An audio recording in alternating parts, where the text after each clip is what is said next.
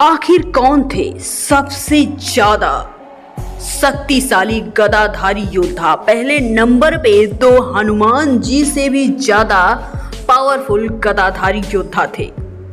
आप देख रहे हैं मिस मिस्टीरियस। तो शुरू करते हैं आज का वीडियो, लेकिन उससे पहले जय श्री राम लिखकर कमेंट सेक्शन में अपनी हाजिरी लगाना मत भूलिएगा। तो फिर प्रारंभ करते हैं। भले ही आज के समय में गदा सिर्फ पहलवानी और अखाड़े तक ही सीमित रह गई है, लेकिन प्राचीन काल में गदा का बहुत महत्व रहा है। रामायण से लेकर महाभारत तक गदा धर्म स्थापना का एक महत्वपूर्ण अस्त्र रहा है। रामायण काल में जहां बाली, सुग्रीव, साथ साथ हनुमान जी, वहीं महाभारत में श्री बलराम, भीमसेन, जरासंध और दुर्योधन आदि गदाधारियों का नाम आज भी लिया जाता है। मित्रों, आज की वीडियो में हम जानेंगे कि रामायण और महाभारत के इन 5 सर्वश्रेष्ठ गदाधारियों में कौन थे सबसे महान गदाधारी। तो चलिए जान ही लेते हैं कि सर्वश्रेष्ठ गदाधारी कौन था। तो इस वीडियो को अंत तक स्किप मत कीजिएगा। रामायण काल के बाली को सर्वश्रेष्ठ गदाधारियों में एक माना गया है।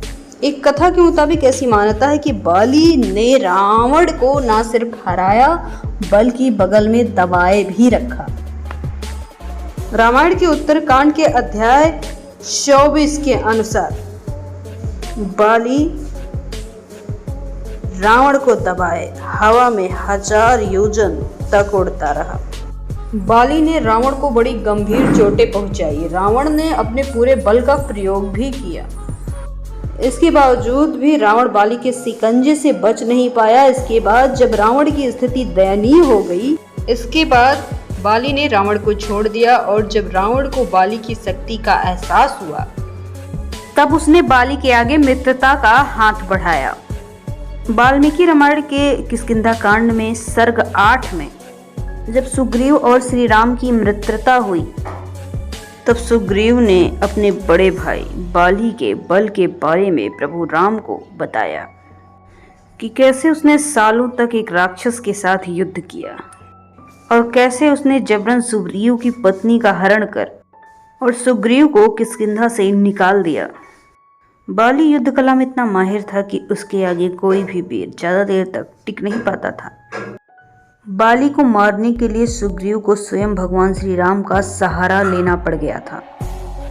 बाली ही नहीं बल्कि बाली के पुत्र अंगद को भी रामायण का एक सर्वश्रेष्ठ पात्र माना जाता है।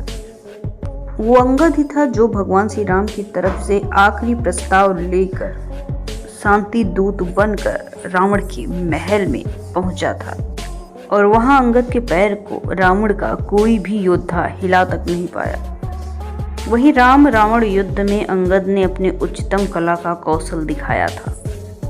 अंगद ने रावण के असंख्य सैनिकों को युद्ध क्षेत्र में मार गिराया था। सुग्रीव भी रामायण काल के सर्वश्रेष्ठ योद्धाओं में जाने जाते हैं, लेकिन बात की जाए गदाधारी की तो उसमें बाली का नाम ही पहले आएगा। अब बात करते हैं चौथे स्थान पर मौजूद सर्वश्रेष्ठ गदाधारी की। तो वो कोई और ही नहीं बल्कि गदाधारी भीम थे। और बात की जाए महाभारत के सर्वश्रेष्ठ गदाधारी की, तो उसमें सबसे पहला नाम गदाधारी भीम का भी आता है, जिसने जरासंध जैसे वीर योद्धा को युद्ध में परास्त किया। कंस का ससुर और मगध का राजा जरासंध एक महान योद्धा था। मल्ल युद्ध हो या फिर गदा युद्ध, उसके समान दूसरा और कोई नहीं था। कंस की मृत्यु का बदला लेने के लिए जरासंध ने मथुरा पर बार बार आक्रमण किए और जरासंध के वार से बलराम जैसे श्रेष्ठ योद्धा भी यादव कुल को बचा नहीं पाए और शायद इसीलिए अंत में श्री कृष्ण को द्वारिका जाकर बसना पड़ा। इससे आप जरासंध की शक्ति का अंदाजा लगा सकते हैं कि उस समय जरासंध ने ज्यादातर राजाओं को बंदी बनाकर रखा था। जरासंध 101 राजाओं की बलि देकर सामर्थ्यवान राजा बनना चाहता था। अंत में भगवान श्री कृष्ण ने भीम की मदद से जरासंध का वध करवाया। इससे ये साबित होता है कि भीम जरासंध से भी ज्यादा काबिल योद्धा थे। भीम वायु के यानी पवन देव के पुत्र कहे जाते हैं और हनुमान जी के भाई माने जाते हैं। भीम के पास अथाह बल था। उन्होंने वनवास के समय अनेकों राक्षसों का वध अपने हाथों से किया। महाभारत के युद्ध में भी अनेकों योद्धाओं को उन्होंने मार गिराया था। उन्होंने कई कौरव भाइयों का वध किया था। यहाँ तक कि कीचक जैसे शक्तिशाली योद्धा का वध भी उन्हीं के हाथों से हुआ था। और तो और दुर्योधन जैसे गदाधारी योद्धा भीम के मुख्य प्रतिद्वंदी थे। और तो और दुर्योधन भी एक महान गदाधारी था। भीम के लिए दुर्योधन को मार गिराना इतना भी आसान नहीं था। युद्ध के अंत में जब गांधारी के प्रताप से दुर्योधन का शरीर वज्र का हो गया, तब दुर्योधन से युद्ध करना किसी के लिए आम नहीं रह गया। एक समय पर दुर्योधन से भीम हारने लगा था, लेकिन भगवान श्री कृष्ण के इशारे पे दुर्योधन को मारा। इससे ये साबित होता है कि वो कितने बड़े योद्धा थे।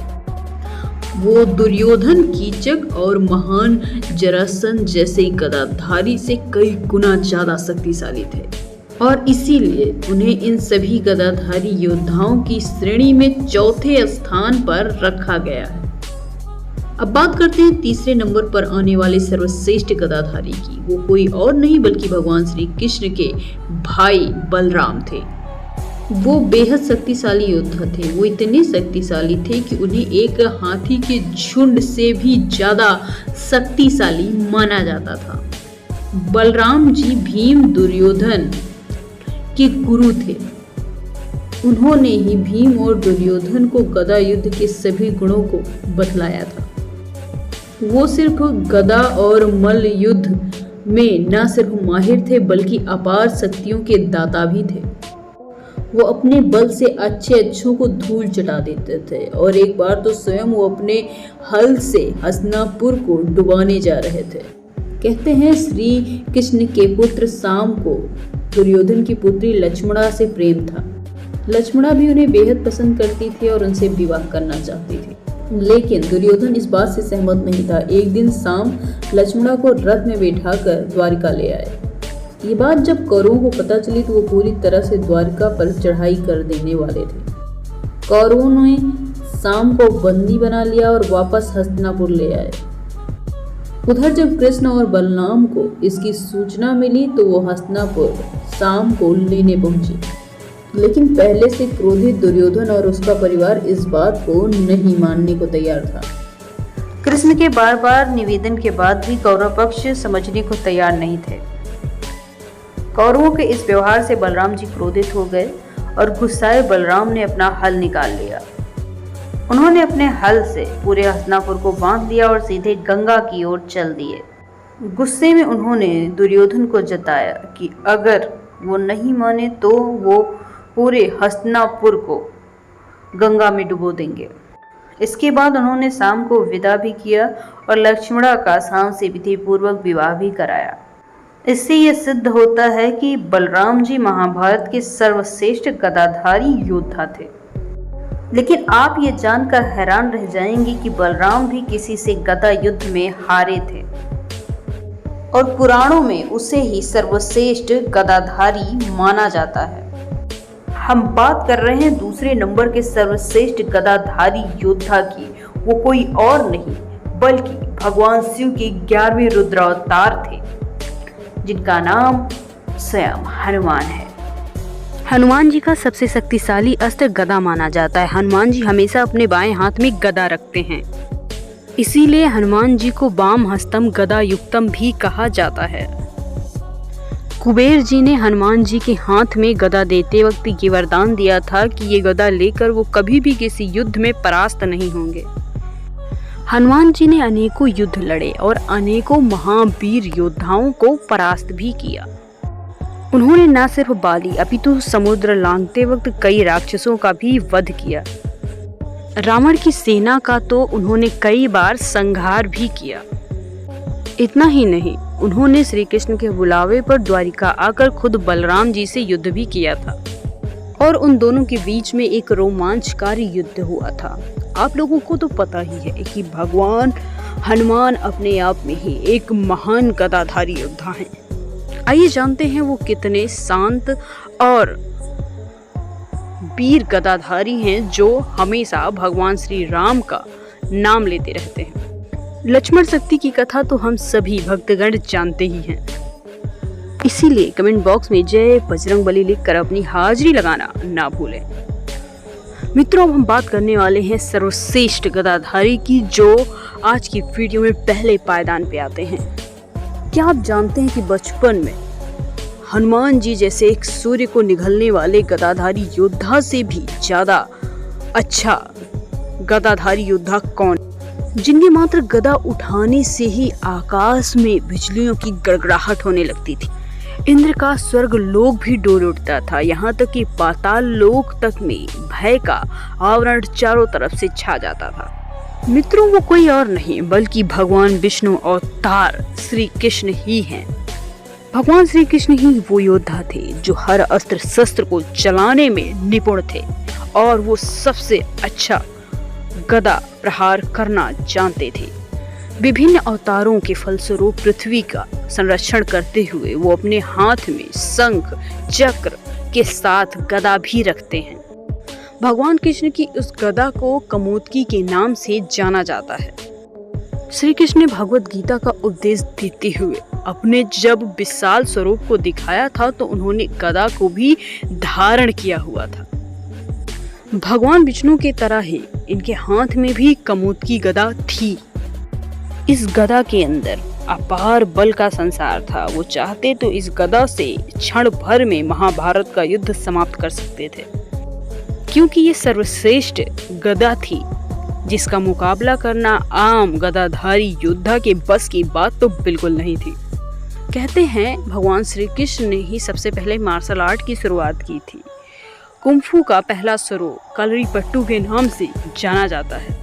वो युद्ध कला में सबसे ज्यादा निपुण थे। उनके ही दिशा निर्देश में नारायणी सेना विश्व की सबसे खतरनाक सेनाओं में से एक थी, जिन्होंने हजारों हाथियों का बल रखने वाले अपने मामा से कंस का वध अपने हाथों से कर डाला था। इसलिए उन्हें विश्व का सबसे बड़ा योद्धा, सबसे बड़ा गदाधारी कहने में हमें कोई भी आपत्ति नहीं होनी चाहिए। तो दोस्तों, ये रहा आज का वीडियो। कैसा लगा कमेंट सेक्शन में ज़रूर बताइएगा। जितना हो सके इसे अपने दोस्तों और रिश्तेदारों में शेयर करना ना भूलें। अगला वीडियो किस टॉपिक पे चाहिए ये भी बताइएगा। Thanks for watching. जल्द ही मुलाकात होगी एक शानदार वीडियो के साथ।